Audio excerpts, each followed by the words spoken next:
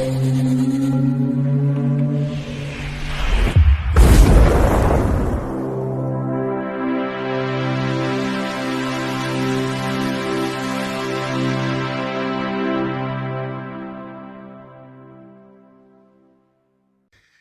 Bayek, it's me, and well, look at this. They're here again. It's time for what I have watched. So, let's get on with it. The first film is Mother. Now, this is from 2017. It's described as a psychological horror thriller. Yeah, you can describe it as that, but it is also, I think, a lot more than that. And you'll understand why. Why? Because it's written and directed by Darren Aronofsky, well known for Requiem for a Dream 2000, The Wrestler 2008, Black Swan 2010, Noah 2014, which I really like, and The Whale 2022. It stars Jennifer Lawrence, who plays Mother. Now, Jennifer Lawrence, I think, is well known for The Hunger Games, which was 2012, 2013, 2014, and 2015.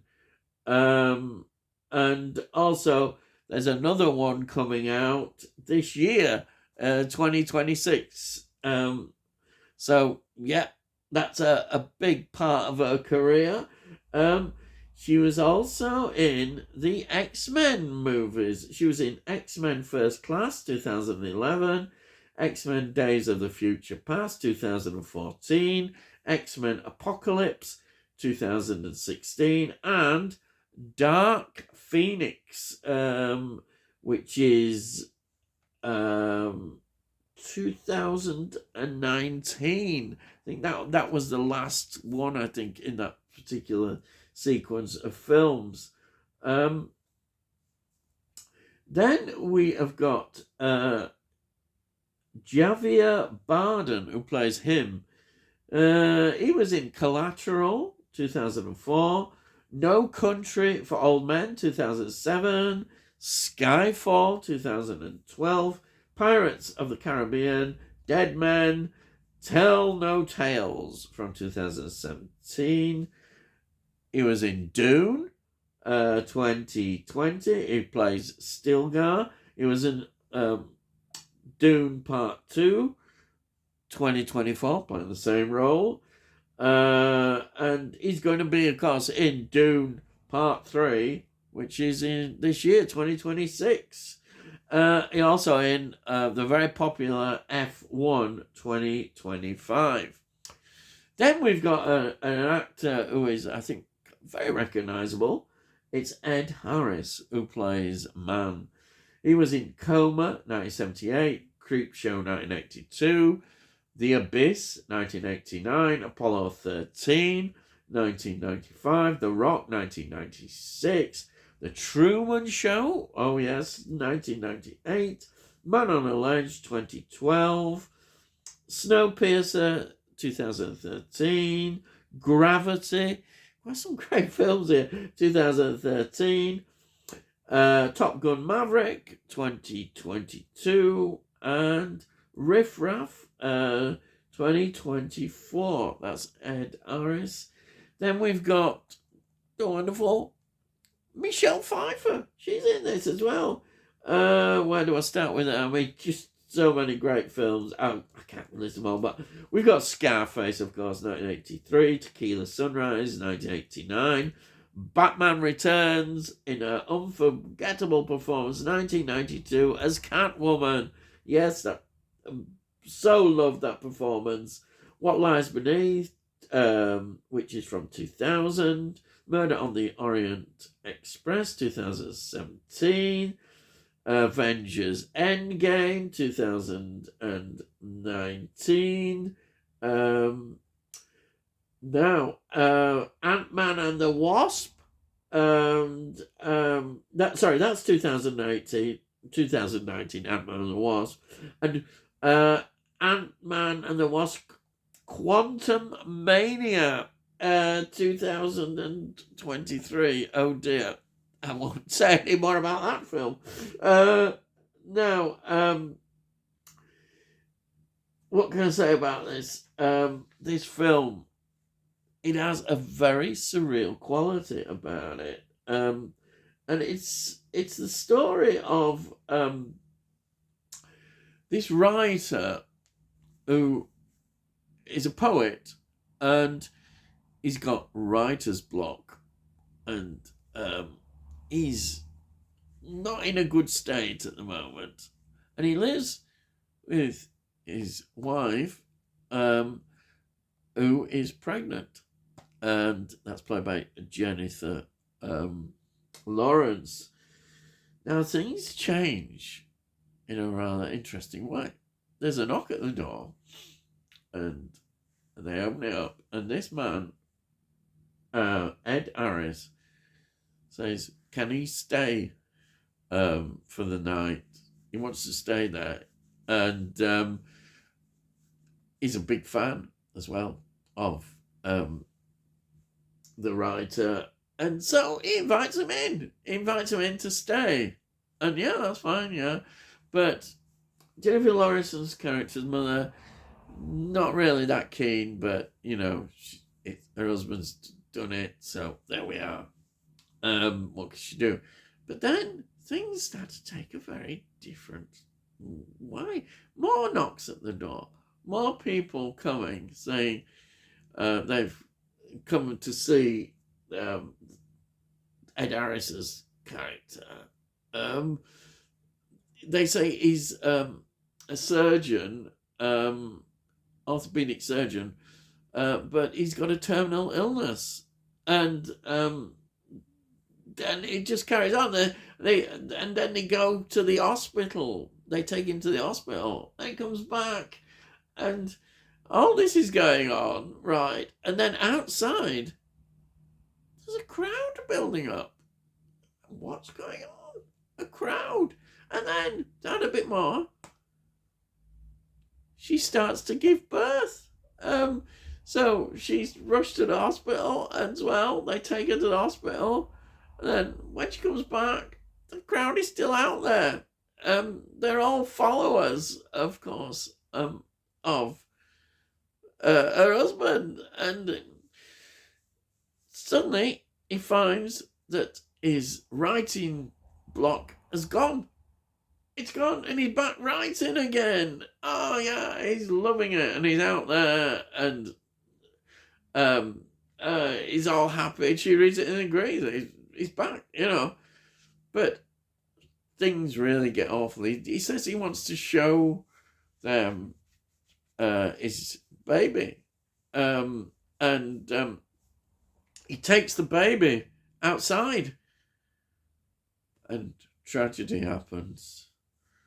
The baby dies. There's a terrible, terrible accident out there. Baby dies. And it's devastating. And wow, this film, it's got such a surreal quality, but a weirdness to it. But I absolutely loved it. Absolutely loved it. This is great. It's a very unsettling film, I'd say, definitely. The next film is The World in His Arms, and this is from 1952. It's directed by Rahul Walsh. It goes right back to 1913, to the silent era, directing The Pseudo Prodigal in 1913. Then, if we move on, there's lots and lots of silent films. And then some of the talkie films, St. Louis Blues, 1939. The Roaring Twenties, 1939. Gentleman Jim, 1942. Cheyenne, 1947. White Heat, 1949. Captain Horatio Hornblower, 1951, which of course Gregory Peck is in that. The Naked and the Dead, 1958, and A Distant Trumpet, 1964. Wow, quite a career there of films. So it stars Gregory Peck. What can I say about Gregory Peck? It's just so many great films. One of my favourite Gregory Peck films, of course, I think, To Kill a Mockingbird, 1962. Guns of Navarone, 1961, of course. And The Omen, I have to choose The Omen, 1976. Great career, fantastic. Then we've got Anne Blyth, who plays the Countess. Only 2 films I've got here mentioned. The Great Caruso, 1951, and The King's Thief. She was in that one as well, the same year. Anthony Quinn, brilliant. Anthony Quinn, so many films. Lust for Life, 1956, and of course Guns of Navarone, 1961. Famous, of course, in Lawrence of Arabia.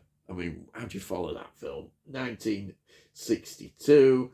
And Zorba the Greek. That made him quite a big star as well. That's from 1964. But so many films of Anthony Quinn. Yeah. So, this film, how do I describe it? It's set in 1850s in San Francisco. And this countess, she wants a Russian passage to Russia. And she's after somebody who'll take her on that, which of course ends up being Gregory Peck's character, who is a captain and what have you, all that. Also, in the background here, we also have the sale of Alaska. And it's offered for the Russians, but the Russians are not interested.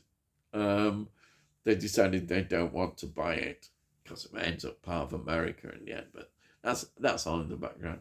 So there's a lot of interesting things going on, but for me, sadly, this film was a bit of a letdown, I think, really. There's no chemistry between Gregory Peck and Anne Blyth. They really are. The saving grace, in fact, is Anthony Quinn, who plays quite a comic role in this. I liked him in this, but otherwise, it's a very dull film, really. It's a shame. It's an interesting period in history. You don't get much, about this period, but yeah, it's sad. It's like Gregory Peck has just turned up and dialing a performance and not really having any sort of real chemistry at all between him. That's just my opinion. That's what it felt like, because he's such a great actor. So disappointing when that happens. But, it does happen. A lot of great actors do have bad performances. Not everybody is perfection. And this is one, sadly. Now, the next film, wow, I absolutely adore this film. Completely different. It is Time Crimes. Time Crimes is a Spanish film from 2007. It's directed by Nacho Vigalondo, and it's written by him as well. Films that it was involved in Open Windows, 2014, Colossal, 2016, and Danielle Forever, 2024. And then those, I've just picked those out, but there is a lot of Spanish films, a real lot, but I can't go through as well, but there is amazing amount. And it stars, again, Cara Eljalda, who plays Hector. Again, there's no point in me going through. There's just a massive list of Spanish films, which I can't pronounce half of them. So, what is this? Well, the film starts off where this man is looking through his binoculars, and he sees what appears to be a woman being murdered. Yes. And there he sees this man whose face is covered in bandages, just like that.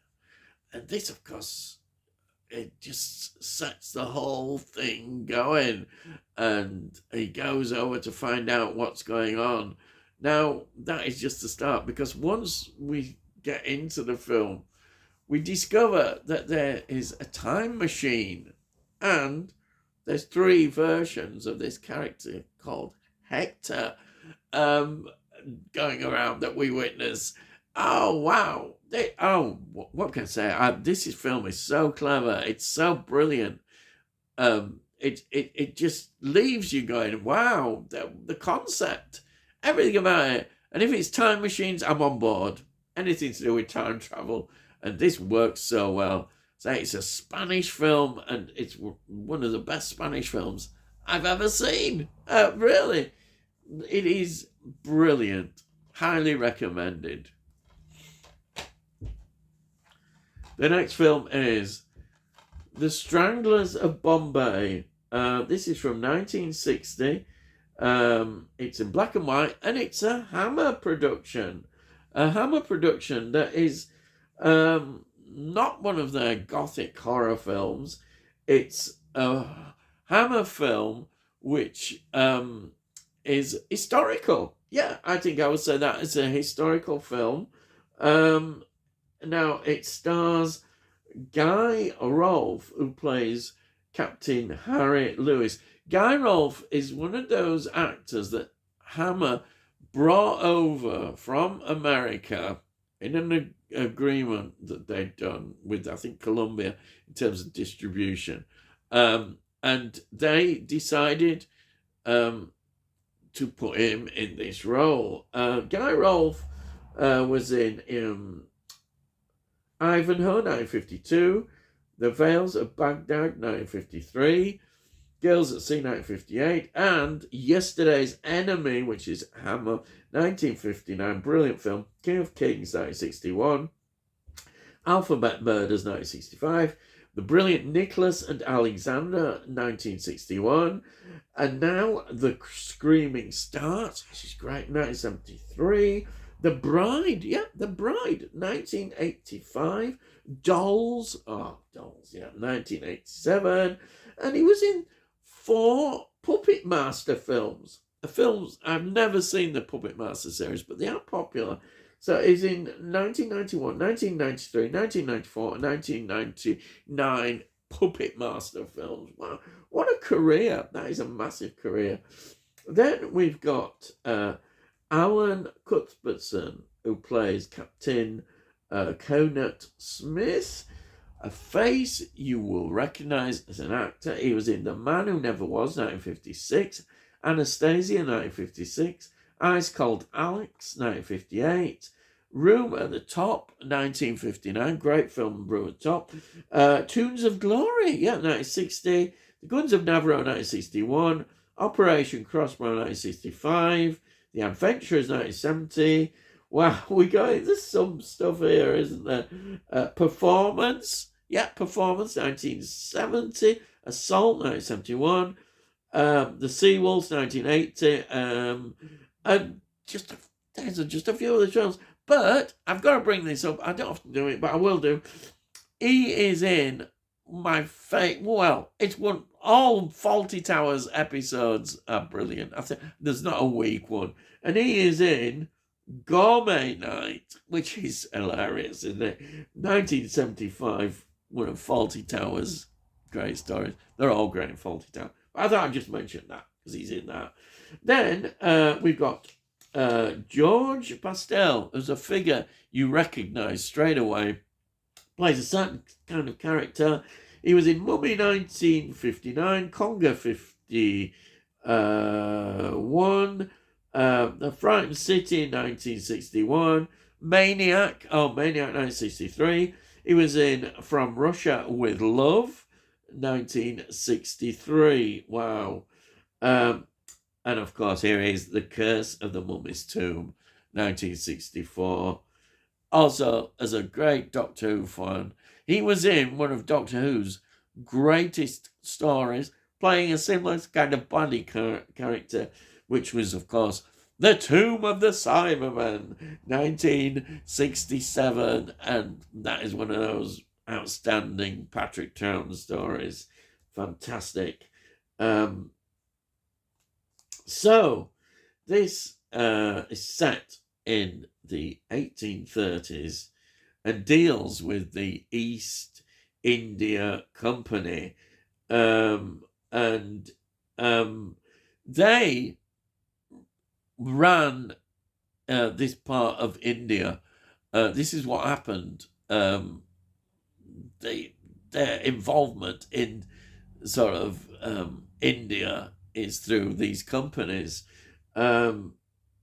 But what we get here, we see it right at the beginning, is there's a sort of cult who worship this goddess, and they become known as Thuggees. And this is where the term thug comes from. Yes. Oh, wow. You're learning something, Thuggees. And they go around, like they do, these cults, robbing and strangling people. Hence the title, The Stranglers, the way they strangle them. It's one of their, they have these sort of, the way they strangle them, the way they put it together, this, like, I suppose it's kind of a sheet kind of thing that's rolled up into a strip, and then they strangle them with that. No, I say. Yeah, that the scenes of when we see the cult are absolutely fantastic. I love it. And Robert Delgado is a baddie, of course, in this, and he's part of that cult. Oh, wow. This is great. Absolutely wonderful. And what can I say? Just great. Brilliant. Now, the next film, what shall we look at, is, yes, this one, Cash on Demand, 1961. It's a black and white film. It's a British crime thriller. And of course, it's Hammer again. I can't help it, can I? I'm always putting Hammer films in. And it's based on a play, The Gold Inside, by Jacques Gillet.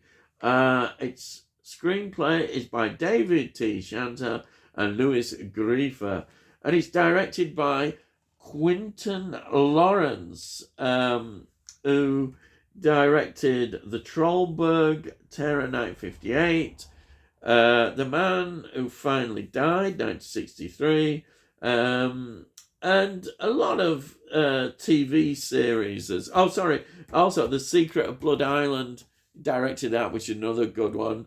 But yeah, it's a lot of TV series is involved in. The cast of this film, well, Peter Cushing. Peter Cushing, what can I say about him? He's here playing a brilliant role, actually. He's really good in this. Peter Cushing is good in everything. And when you see Peter Cushing, he's not playing a very sort of likable character as well. Just showing, again, what a great actor he is. Brilliant. Don't need to go through all this. And we've got also Andre Morel, who was famous in terms of the TV series Quatermass. There was a big TV series, Quatermass and the Pist, between 1958 and 1959. Films he was involved in: Bridge of the River Kwai, 1957, The Camp on Blood Island, 1958, The Hound of the Baskervilles, 1959, which I love, and he plays Dr. Watson with, of course, Peter Cushing as Sherlock Holmes. Ben-Hur, wow. Is he Ben-Hur? I think Ben-Hur, well, 1959. Shadow of the Cat, oh yeah, 1961, I love that one.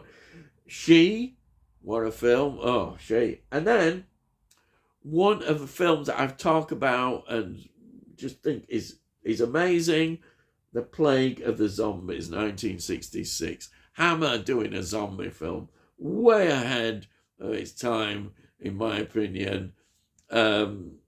Absolutely think Plague of the Zombies is such a great zombie film. And there we are, Hammer doing it in 1966. Brilliant. The Mummy Shroud, 1967. I mean, these films they're just great. 10 Rillington Plays. Oh, wow. 1971. Pope Joe, 1972. Then, crikey, it just goes on, doesn't it? Barry Lyndon, which is a brilliant Kubrick film. Many might even say it's his greatest film. Yes, yeah. And I tend to look at that and say, I might not argue with you there because, yeah, it is. The Lord of the Rings in 1978, the animated version, he voiced Lord Elrond. And the first great train robbery in 1979 was his last film. What an actor. Then we've got another face that you might recognise. She's Norman Bird. He had a great career. Again, such varied films. The League of Gentlemen, 1960. Whistle Down the Wind, 1961. I love Whistle Down the Wind. Brilliant. Hayley Mills in that one. Victim, 1961.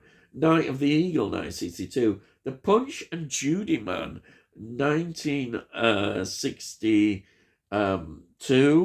Is it that? Wow, what can I say? Maniac, 1963. First Man in the Moon, 1964. The Hill, 1965. A Dandy in Aspic, 1968. Oh, crikey. Oh, What a Lovely War, 1969. The Virgin and the Gypsy, 1970. Doom Watch, 1972. Wow, Doom Watch. Young Winston, 1972. So many films. And then, Who You Are Awful, 1972. I love Who You Are Awful. Dick Emery. Who remembers Dick Emery? Love Dick Emery. The Medusa Touch, Richard Burton, 1978. Brilliant. And then Lord of the Rings, 1978. He played the voice of Bilbo in this animated film. And he's in two films that I absolutely love. He was in Omen 3, The Final Conflict, 1981. And he was in, here it is, Shadowlands, 1993. Attenborough's brilliant film. Yes. And I won't go on about Shadowlands. You probably know it all that I'm going to say. Now, this is set 2 days before Christmas, which is interesting in itself. Now, Peter Cushing's character, he is a bank manager who is a stickler to the rules. Everything has to be done in his way. He comes across as a very cold man, though we do see him that he's not actually as cold as you think. And he loves his wife and his child. Absolutely, we see that side of him, but his appearance is that. But of course, saying it before, we've got here a classic Christmas Carol story where he transforms. And how it comes about is that this insurance adjuster comes to see him, to visit him, and he's actually a crook, and he is wanting to get this money, and he's going to get it. He's got all sorts of threats saying that his wife is being held. We get a phone call, but that phone call is interesting. But we get this phone call that we hear his wife, and he is absolutely, wow, what's he going to do? He's tormented by this, and he's got to go through it. And I say he's getting all these threats going on. And then it's complicated when the police are called in and the inspector arrives as well. This it just unfolds brilliantly, and the ending is great. Absolutely loved this film. It's one of these British films that you think, wow, we were making these great films, and these are considered probably B movies, you know. This is fantastic. Absolutely loved it. And then finally, you're thinking, crikey, at last we have a film again. Snorkel. This is again a horror crime thriller. Really, absolutely brilliant. It's directed by Guy Green, and it's before I go into that, it's based on a short, a story called The Snorkel by Anthony Dawson, and the screenplay is by Peter Myers and really Jimmy Sangster. Jimmy Sangster is important, particularly in terms of development of writing with Hammer. And here is a Hammer production. Oh yes, we've got to get the Hammers in again, haven't we? We always have to. So it's directed by Guy Green, and he before this was a well thought of cinematographer. Films he directed: Riverbeat, 1956; Lost, 1955; House of Secrets, 1956; The Angry Silence, 1960. Now, 55 Days at Peking. Well, that's a great film, 1963. The Majors, 68, sorry. Luther, 1974. The Devil's Advocate, 1977. And then various TV series and TV films, which had a big career in all that. Wow. So, this also stars Peter Van Eyck. I think that's it, who plays Paul Decker. He's a German actor. He was in The Imposter, 1944. Blondes Get Export, 1950. The Desert Fox. Yes, the story of Rommel, 1951. Yeah, he was in that one. Night People, 1954. Bullet for Joy, 1955. The Cornet, 1955. Attack, 1956. Dr. Cripping Lives, 1958. Labyrinth, 1959. Foxhole in Cairo, 1960. The Longest Day. Everybody's in The Longest Day, 1962. The Brain, 1962. The Man Who Came In From the Cold. Some great films here, 1965. Duel at Sundown, 1965. Assignment to Kill, 1968. Shalako, oh, we've reviewed that one. Yes, a Western, 1968. And The Bridge at Remagen, 1969. Wow. And then we've got Betty St. John, who plays Jean Edwards, or Jan Edwards. Now, she was in Dangerous Mission, 1954. The Student Prince, 1954. High Tide at Noon, 1957. The City of Dead, 1960. And then she retired after that. Yes. After the City of the Dead, she retired. It does happen. So there's a long career in films.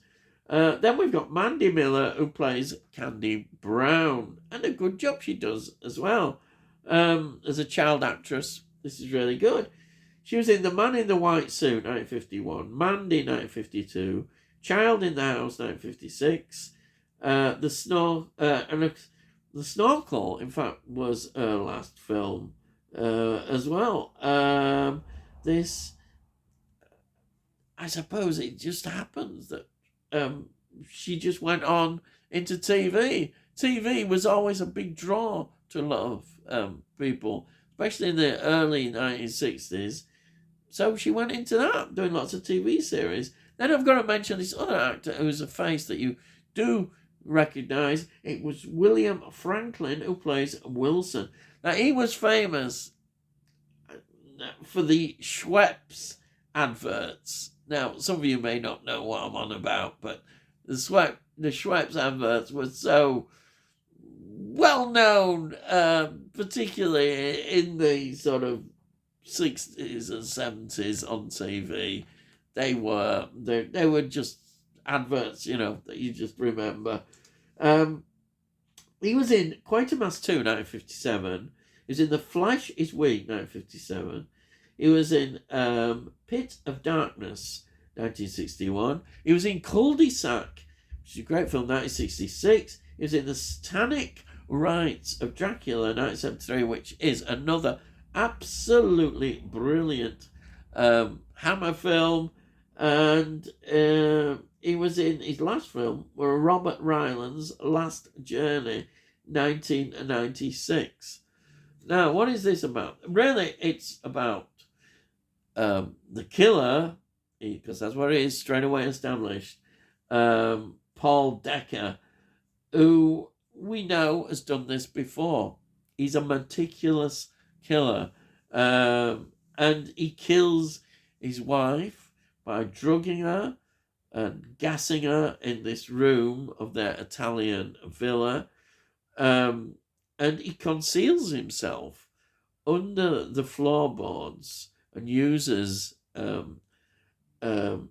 this snorkel, which is attached to these air pipes, so he can breathe. And that's how he does it. He thinks he's I suppose he's just very clever at what he does and lethal. And we know that he's done this before. And they make it look like it's a suicide, but there's no suicide. And the teenage daughter, she comes along. She doesn't like him. He's somebody who's supposedly a stepdad. She doesn't like him, and she actually believes that he killed her real father a few years ago. So already we've got that. And she maintains that it was him that did it. Wow, it looks like he's really pushing to get rid of her in the end, because she is becoming a problem. I'm not going to give it all away, because I think you've got to watch this to see it all unfold. It's a gem. It's one that probably people would overlook, but it is an absolute gem, this film. The whole concept, look at this. It's an amazing film. And the ending. Wow. You will love the ending. It sort of comes out of the blue almost. You think, wow. Oh, that's it. I'm done. I've gone on far too long, haven't I? Yeah, I get carried away, don't I? Anyway, that's it. So, if you've liked this, please give it a like. If you give it a like, it gets it out onto YouTube, and then hopefully other people will enjoy it. And if you've got any comments, please put your comments down. I love to read your comments. I'll always reply to them. And if you're new to my channel, why not consider subscribing? If you subscribe, we'll let you know when I put out all these videos and that. And say, let's have a conversation about anything, with these films. I just love that. I love the interaction. And that's it. Always look in the playlist as well. Always worth doing. So there it is. So all I've got to say is, I'll see you again.